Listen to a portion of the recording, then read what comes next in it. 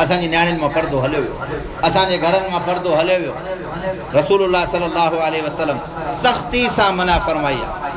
ऐं ॿियो पैगंबर सल्लल्लाहु अलैहि वसल्लम फरमायो जेका औरत ज़बान जे ज़रिए जनम जी बाहि जे अंदरि टंगियल आहे। अम्मा फातिमा पुछा कि या रसूलल्लाह सल्लल्लाहु अलैहि वसल्लम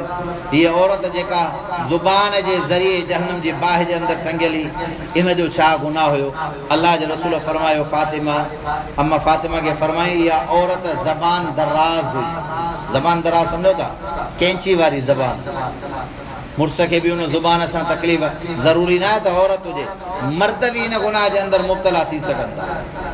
को मर्द भी पंहिंजी ज़ुबान सां ॿिए कंहिंखे तकलीफ़ अज़ियत वग़ैरह ॾेई सघे थो। तॾहिं त हज़रत अली साईं जो क़ौल आहे जराहतु सिनान रहल तियामो वला यल्तामु माजरहल लिसान। तलवार जो ज़ख़्म छुटी सघे थो, तलवार सां जेको ज़ख़्म निभो आहे उहो छुटी सघे थो, पर जेको ज़ुबान सां ॾंभ ॾिबो आहे न उनजे छुटण जो इलाज न हूंदो आहे। को माण्हू ज़ुबान सां कंहिंखे घटि वधि ॻाल्हाए अज़ियत ॾिए न, उहा तकलीफ़ वञी सही सीधी दिलि ते पहुचंदी आहे। तलवार जो ज़ख़्म थोरो घाव ईंदो आहे, कुझु ॾाढनि खां पोइ इलाज कराए उहो भरिजी वेंदो आहे, पर ज़ुबान जो ज़ख़्म न भरिजी सघंदो आहे। शरीयत फरमाए थी ख़बरदार, ऐं ख़ासि करे औरतुनि खे फरमायूं त तव्हांजे हिन ज़ुबान सां औरतुनि जे अंदरि इहो मादो घणो हूंदो आहे। औरतूं ॾकींदियूं आहिनि ॻाल्हाइण जे करे, एॾियूं अज़ियतूं ऐं तकलीफ़ूं पहुचाईंदियूं आहिनि। ऐं ख़ासि करे उन औरतुनि जा जेके मुड़ुस आहिनि, जेकॾहिं औरत बाख़लाक़ हुजे, ज़ुबान दराज़ न हुजे, बाहया हुजे, शराफ़त वारी हुजे, अल्लाह जो कसम आहे अहलुल्लाह औरत आहे, जेका दुआ घुरंदी ख़ुदा उन औरत जी सॼी सभिनी दुआउनि खे क़ाबिल क़बूल फरमाए। इहा ज़ुबान दराज़ औरत आहे। अम्मा फातिमा खे फरमायो इनखे ज़ुबान दराज़ी जे करे इहा सज़ा मिली। टीं औरत जे मुतालिक़ अम्मा फातिमा पुछा कि अल्लाह जे रसूल जेका टीं औरत आहे पंहिंजे छाती जे ज़रिए जनम जी बाहि जे अंदरि टंगियल आहे, उनजो गुनाह छा आहे? पाण फरमाई आहे ज़िनाकार औरत आहे। बाहया पाक ऐं साफ़ जेका औरत आहे उहा त इन बारे में सोची नथी सघे, औरत नथी सोचे सघे, पर बाहया पाक ऐं साफ़ मर्द बि इन बारे में सोचे नथो सघे। असांजे हिन मुआशिरे जे अंदरि सभ खां पहिरीं जेका आंगुर खजंदी आहे न उहा औरत जे मथां खजंदी आहे, मर्द जे मथां आंगुर न खजंदी आहे। पाण ज़िना जे अंदरि भरियल हूंदो, पाण गुनाहनि जे अंदरि भरियल हूंदो, पाण ग़लाज़तुनि जे अंदरि भरियल हूंदो, जेको बि मामिलो आहे, पर छा आहे उन औरत जे लाइ अल्लाह जे रसूल हुकुम फरमायो त पंहिंजो पाण खे पाक ऐं साफ़ रखे, न त उन सां इहो ई असरु थींदो। माना ज़िनाकार औरतूं उन्हनि लाइ क़यामत जे ॾियारे इहा सज़ा आहे जनम जी बाहि जे अंदरि। उहा औरत पंहिंजी छाती जे ज़रिए जनम जी बाहि जे अंदरि टंगियल आहे। उन औरत खे इहा सज़ा जेका मिली आहे उहा ज़िना, ऐं ज़िना जा जेके नंढा नंढा असबाबात आहिनि जंहिंखां इहो मामिलो शुरू थिए थो, असांजो हुनजे मथां अमल ई न आहे। उन में सभिनी खां पहिरीं जेका लापरवाही आहे उलमा फरमाइनि था उहा आहे औरत जो ठही संभरी तयारु थियणु पंहिंजे घर खां ॿाहिरि। ॻाल्हि खे चङी तरह सम्झिजो, औरत जो ठही संभरी करे पंहिंजे घर खां तयारु थी ॿाहिरि निकिरणु जाइज़ ई कंहिं क़िस्म जो न आहे। औरत खे श्रंगार करिणो आहे पंहिंजे मुड़ुस जे साम्हूं करे, औरत खे ख़ुशबू लॻाइणी आहे पंहिंजे मुड़ुस जे लाइ। ऐं असां वटि माहौल छा आहे, औरत घर में जेका हूंदी उनखे फाटल कपिड़ा पातल हूंदा, फाटल रओ उनखे पातल हूंदो, पुराणा उनखे कपिड़ा पातल हूंदा। काथे को शल ख़ुदा करे पाड़े जे अंदरि को सॾु वग़ैरह शादी जो मिले, या कंहिं डॉक्टर ॾे वञिणो आहे, या ॿाहिरि निकिरी करे शॉपिंग जे लाइ वञिणो आहे, उहे असांजूं नियाणियूं ठही करे तयार थी करे ॿाहिरि वञनि थियूं पियूं, ख़ुशबू वग़ैरह लॻाए करे वञनि थियूं। शरीयत फरमाए थी ख़बरदार, सभ खां वॾे में वॾी जेका कमी कोताही औरत जी इहा आहे, हिन औरत खे ठही संभरी करे तयारु थी करे पंहिंजे घर खां ॿाहिरि निकिरण जी का इजाज़त कंहिं बि क़िस्म जी न आहे। हुज़ूर सल्लल्लाहु अलैहि वसल्लम जो मामूल सभु सल्लल्लाहु अलैहि वसल्लम रसूलुल्लाह सल्लल्लाहु अलैहि वसल्लम जो मामूल मुबारक हूंदो। हुज़ूर सल्लल्लाहु अलैहि वसल्लम जॾहिं सफ़र ते वेंदा हुआ ऐं जॾहिं रसूलुल्लाह सल्लल्लाहु अलैहि वसल्लम सफ़र खां मोटी ईंदा त पैगंबर सल्लल्लाहु अलैहि वसल्लम जो मामूल हूंदो डायरेक्ट नबी अलैहिस्सलातु वस्सलाम घर न वेंदा।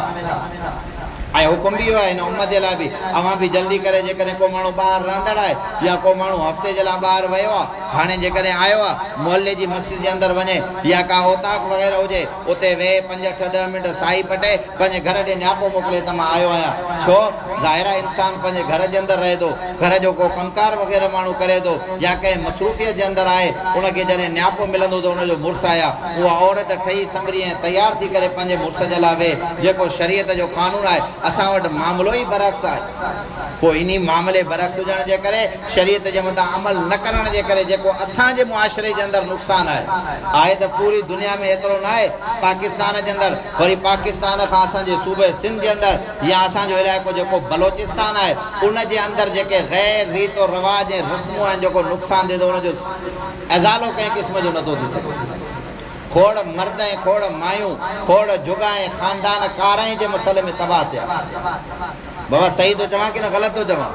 तव्हां असां इहे मामला ॿुधाइनि या न आहिनि ॿुधा हम वीचारनि खे ख़बर ई न हूंदी आहे फ़ोन ते ॻाल्हाई कारो आहे बाबा फ़ोन ते ॻाल्हाई कारी आहे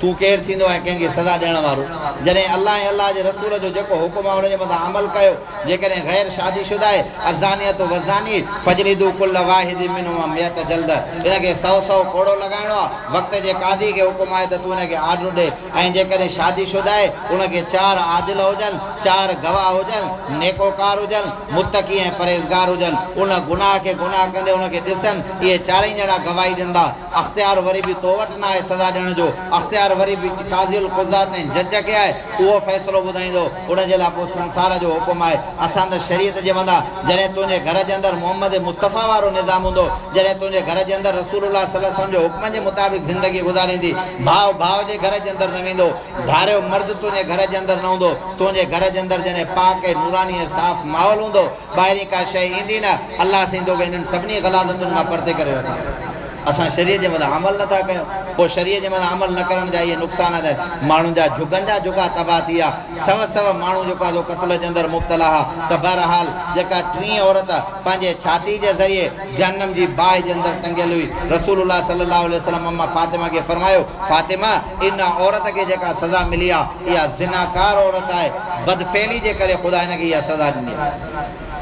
चौथी औरत ते जेका आहे रसूलुल्लाह सल्लल्लाहु अलैहि वसल्लम फरमायो जेका सज़ा उन औरत खे मिली अलाह जे रसूल फरमायो इस्तिज़ा जे करे जंहिं औरत जा ॿई पेर जेके हुया उहे जेको आहे पंहिंजो छाती सां बदल ऐं ॿई जेके हथ हुया उहे पेशानी सां बदल हुया अलाह जे रसूल इन औरत खे जेका सज़ा मिली आहे चयो निमाज़ जे मथां इस्तिज़ा कंदी इस्तिज़ा माना मज़ाक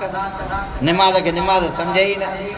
इन में खोड़ सारा उलमा इकराम जा कोल आहिनि हिकु त अलाह जे फ़र्ज़ खे फ़र्ज़ खोड़ माण्हू मज़ाक में अल्लाह ऐं अल्लाह जे रसूल जी शरीयत जो इनकार करे वठंदा आहिनि निमाज़ में काफ़ी माण्हू ॾिठा आहिनि ॿार जेके सोशल मीडिया जी दुनिया ते आहिनि खोड़ माण्हू निमाज़ पढ़ंदा आहिनि निमाज़ जी वेठा मज़ाक कंदा आहिनि ख़बरदार कंहिं बि अल्लाह जे हुकुम जो मज़ाक न उड़ाइजो न त क़यामत जे ॾियारे अल्लाह साईं तव्हांखे ख़तरनाक अज़ाब जे अंदरि मुब्तला कंदो किन उलमा इकराम फरमायो आहे इन औरत खे जेका सज़ा मिली उहा गुसुल देरी सां जे करे सज़ा मिली आहे माना टाइम ते गुसुल न कंदी टाइम सीड़ाए करे टाइम टारे करे बाद में गुसुल कंदी हाणे गुसुल जा त खोड़ सारा तरीक़ा आहिनि हिकिड़ो हूंदो आहे गुसुल वाजिब जेको मर्द ऐं औरत जी हक़ अदायगी खां बाद में मर्द ऐं औरत ॿिन्ही जे मथां वाजिब आहे फ़र्ज़ आहे उनजो तौर तरीक़ो छा आहे उनजो तौर तरीक़ो इहो आहे त फ़ौरन उन टाइम ते गुसुल करणो आहे सभ खां बहितरीन ऐं ज़बरदस्त तरीक़ो इहो ई आहे फ़ौरन छा करणो आहे ॾाढा ॻाल्हि उन ई टाइम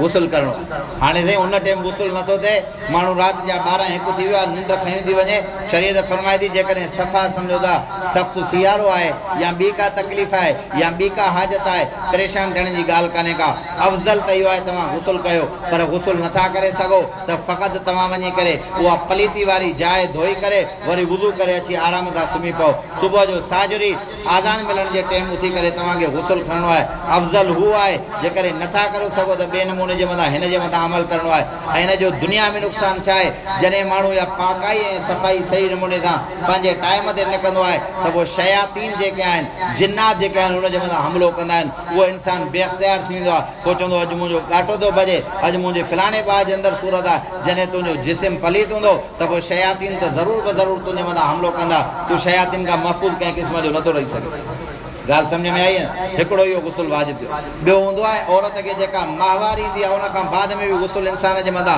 औरत जे मथां फ़र्ज़ु हूंदो आहे उनजो तौर तरीक़ो छा आहे उनजो तरीक़ो इहो आहे जीअं ख़तमु थी वई माहवारी उन टाइम फ़ौरन गुसुल करणो आहे उन जे 5 मिंटनि खां बाद में जंहिं बि निमाज़ जो वक़्तु आहे हाणे निमाज़ उन औरत जे मथां फ़र्ज़ु थी चुकी आहे पंहिंजो पाकाई ऐं साफ़ाई असां वटि छा आहे 2 ॾियारा गुज़री वेंदा 3 ॾियारा गुज़री वेंदा न शरीयत जी परवाह न अलाह जी परवाह न अल्लाह जे रसूल जे हुक्म जी परवाह ईअं गुस्ल जनाबत सां ईअं जेको आहे पलीती सां पिया घुमंदासीं असां वटि त अहिड़ा माण्हू आहिनि अछी दाढ़ी थी वई आहे अलाए केतिरा पुट अलाए केतिरियूं धीअरूं पंहिंजे घर जो खानदान जो चङो मुड़ुसु वॾो पटको निराड़ ते बदल हूंदो आहे ऐं वॾनि माण्हुनि जा फ़ैसिला कंदो आहे पुछा कंदे चवंदो फलाणो काबू खान मां आहियां अदा गुस्ल में फ़र्ज़ केतिरा आहिनि ख़बर न आहे ॻाल्हि माफ़ कजो नाराज़ न थिजो